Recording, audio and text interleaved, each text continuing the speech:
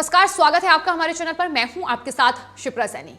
झूठी खबरें फैलाने के आरोप में अब इन तमाम पत्रकारों पर पुलिस का शिकंजा कसता जा रहा है। राजदीप सरदेसाई से लेकर सिद्धार्थ वरदराजन जो कि एडिटर हैं द वायर के, उन पर एफआईआर दर्ज हो चुकी है। तो वहीं मनदीप पूनिया को पुलिस ने गिरफ्तार किया है। ये तमाम वो पत्रकार हैं जो लगातार किसान आंदोलन की आड़ में लगातार फर्जी खबरें चला रहे थे और पुलिस ने अब इन पर शिकंजा कसा है। लेकिन इनकी वकालत करने इनके ही बिरादरी के लोग आकर खड़े हो गए हैं। हम बात कर रहे हैं रवीश कुमार की।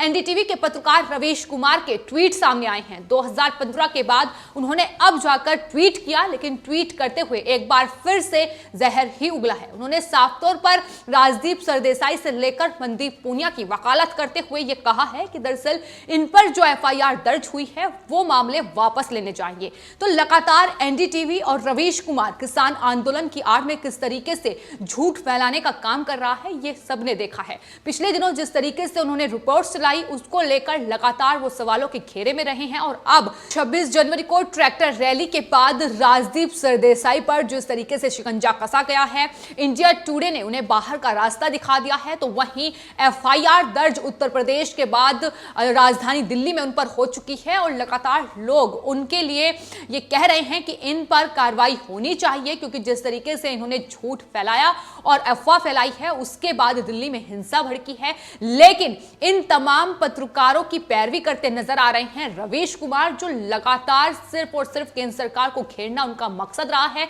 जिस तरीके से वो सिर्फ एक पार्टी के लिए काम करते हैं और लगातार झूठ फैलाने का काम किसान आंदोलन की आड़ में उनके द्वारा भी किया गया है। और उनके ही बिरादरी के कुछ ऐसे पत्रकार हैं, फिर चाहे वो द वायर हो, उनके एडिटर हो, या फिर राजदीप सरदेसाई हो, मनदीप पूनिया हो, ये तमाम वो पत्रकार हैं जिन्होंने सिर्फ और सिर्फ झूठ का एजेंडा ही चलाया है। और यही वजह है कि जब इन पर शिकंजा कसा जा रहा है तो बौखलाहट इनके जैसे दूसरे पत्रकारों की देखने को मिल रही है। रवीश कुमार ने ट्वीट करते हुए एक नोट लिखा है जिसमें उन्होंने डियर जेलर साहब लिखकर तमाम बातें कही हैं और कहीं ना कहीं केंद्र सरकार को घेरने की कोशिश की है, पुलिस प्रशासन पर सवाल उठाए हैं। जिस तरीके से राजदीप सरदेसाई, सिद्धार्थ वरदराजन, अमित सिंह और उस दूसरे पत्रकारों पर एफआईआर दर्ज हुई है, वही मनदीप पूनिया को जिस तरीके से गिरफ्तार किया गया है उसको लेकर यह बौखलाहट साफ तौर पर है कि दरअसल इन्हें रिहा किया जाना चाहिए। और उन्होंने कहा कि गुलाम मीडिया के रहते कोई मुल्क आजाद नहीं होता है, गोदी मीडिया से आजादी से ही नई आजादी मिलेगी। ये रवीश कुमार ने अपने इस नोट में लिखा है। लेकिन हम आपको बता दें कि लगातार जिस तरीके से दिल्ली में जो हिंसा भड़की है उसके जिम्मेदार कहीं ना कहीं यही लोग हैं, क्योंकि लगातार सिर्फ और सिर्फ केंद्र सरकार को बदनाम करने के लिए झूठी खबरें, अफवाहें इनकी तरफ से फैलाई गई हैं। इसमें न सिर्फ रवीश कुमार है बल्कि बरखा दत्त है, रोशनी सिंह है, सागरिका है, इसमें कई ऐसे पत्रकार हैं जो लगातार एंटी मोदी रहे हैं और लगातार मोदी सरकार के खिलाफ उनकी जो खबरें हैं वो चली हैं। उन्होंने पत्रकारिता के सिद्धांत की बात करने वाले तमाम वरिष्ठ पत्रकार सिर्फ और सिर्फ अपना एक एजेंडा लेकर चले हैं, जिसका मकसद ये है कि किसी भी तरीके से सरकार को बदनाम करना है। और यही वजह है कि अफवाहें इनकी ओर से लगातार सामने आती रही हैं।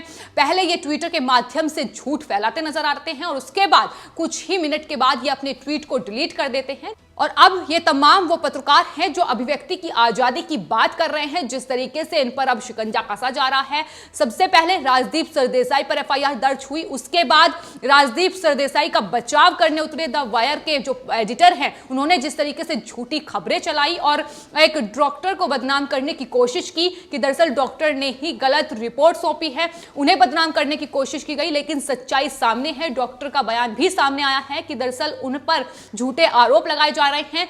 तो जब सच्चाई सामने आ रही है तो लगातार उन पर कार्रवाई भी हो रही है। उसके बाद उन पर एफआईआर दर्ज उत्तर प्रदेश के रामपुर में की गई। वही मनदीप पूनिया पर आरोप यह है कि जब सिंघू बॉर्डर पर हिंसा देखने को मिली तो उन्होंने वहां से फेसबुक लाइव किया, वहां के एसएचओ के साथ वो बदसलूकी करते नजर आए और उन्हें गिरफ्तार किया गया। फिलहाल वो तिहाड़ जेल में बंद है। तो यही इन तमाम लोगों की बौखलाहट है, क्योंकि अब इन पर जांच की आंच आ रही है, अब इनसे पूछताछ की जाएगी। तो ऐसे में अब इन्होंने अपना एक एजेंडा शुरू कर दिया है और अब ये तमाम पत्रकार एक सुर में ये बोल रहे हैं कि अभिव्यक्ति की आजादी पर पहरा लगाना चाहते हैं और वो देश को जेल में बदलना चाहते हैं। तो इस तरीके से रवीश कुमार की भी बौखलाहट सामने आ रही है। एक के बाद एक कई ट्वीट सामने आए हैं जिसमें उन्होंने लिखा है कि स्वतंत्र विचारों को कभी बेड़ियों में नहीं जकड़ा जा सकता, बोल की लब आजाद है तेरे।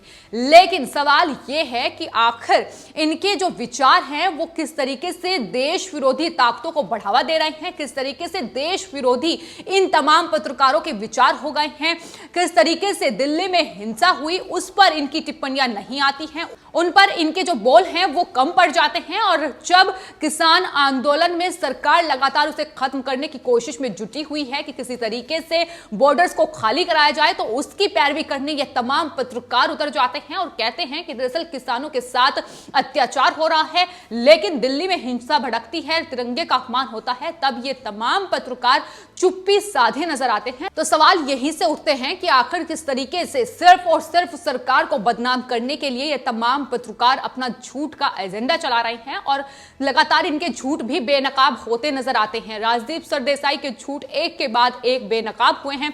शुरू से लेकर अब तक उन्होंने सिर्फ और सिर्फ झूठे ट्वीट करने के लिए ही वो जाने गए हैं, फिर चाहे वो राष्ट्रपति प्रणब मुखर्जी से लेकर राष्ट्रपति भवन में नेताजी सुभाष चंद्र बोस की जो पोर्ट्रेट था उसका अनावरण का मौका हो, या फिर अब ट्रैक्टर रैली की आड़ में उन्होंने दिल्ली पुलिस पर जिस तरीके से झूठा आरोप मढ़ा उसको लेकर हो। वैसे ही रवीश कुमार भी अलग अलग मामलों में इस तरीके के झूठ फैलाते ही नजर आए हैं। वही एनडीटीवी किस तरीके से झूठ चलाता है इसकी बानगी साफ तौर पर देखी गई है। हाल ही में निधि राजदान जो कि एनडीटीवी की पत्रकार थी, उन्होंने उसे हार्वर्ड का प्रोफेसर बताते हुए किस तरीके से झूठ चलाया था अपने चैनल पर, यह भी सबने देखा, जिसमें उसकी फजीहत भी होती नजर आई। तो एनडीटीवी एक ऐसा चैनल है जो लगातार सिर्फ और सिर्फ केंद्र सरकार को बदनाम करने के मकसद से झूठ ही चलाता आया है। निधि राजदान को लेकर वो पहले ही अपनी फजीहत करा चुका है और अब रवीश कुमार जिस तरीके से किसान आंदोलन में ट्रैक्टर रैली के दौरान दिल्ली में हिंसा भड़की, देश का अपमान हुआ, लेकिन तब इनके बोल चुप थे, तब ये चुप्पी साधे हुए थे और अब जब ऐसे पत्रकारों पर शिकंजा कसा जा रहा है तो इनकी बौखलाहट देखने को मिल रही है।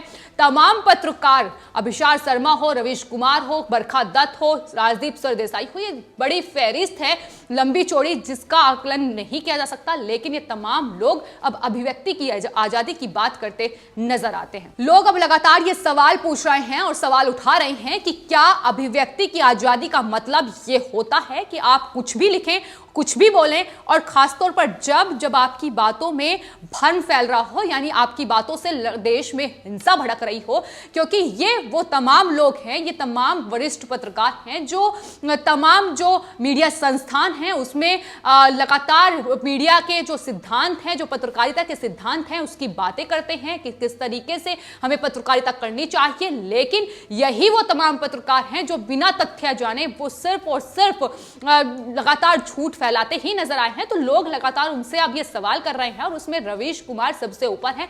अब भले ही वो 2015 के बाद ट्विटर पर वापस आए हो, उन्होंने राजदीप सरदेसाई से लेकर मनदीप तक के लिए जो एफआईआर दर्ज हुई है उसकी रिहाई की वो मांग कर रहे हैं, लेकिन अब सवाल लोग उठा रहे हैं कि आखिर पत्रकार होने का क्या ये मतलब है कि एक तरफ झूठ फैलाया जाए और देश की राजधानी में हिंसा भड़काने का काम किया जाए। तो रवीश कुमार ने जो ट्वीट किया है उसमें एक और बात गौर करने वाली है कि दरअसल अब तक जो पत्रकार हिंदी में ट्वीट करता था, रवीश कुमार जो कि अब तक हिंदी में ट्वीट करते नजर आए थे, वो अब चूंकि किसान आंदोलन चल रहा है और सभी जानते हैं कि इसमें पंजाब के जो किसान हैं कितनी भारी संख्या में जो आंदोलनकारी हैं वो जुटे हुए हैं, लगातार नए कृषि कानूनों का विरोध कर रहे हैं। ऐसे में रवीश कुमार किस तरीके से अपना जो रणनीति है वो बना रहे हैं, किस तरीके से अपना एजेंडा चला रही है, ये उनके ट्वीट से ही साफ जाहिर होता है। अब तक हिंदी में ट्वीट करने वाले रवीश कुमार ने अब पंजाबी में ट्वीट किया है, पंजाबी में भी उस ट्वीट को ट्रांसलेट किया है, गुजराती में भी उस ट्वीट को ट्रांसलेट किया है, यानी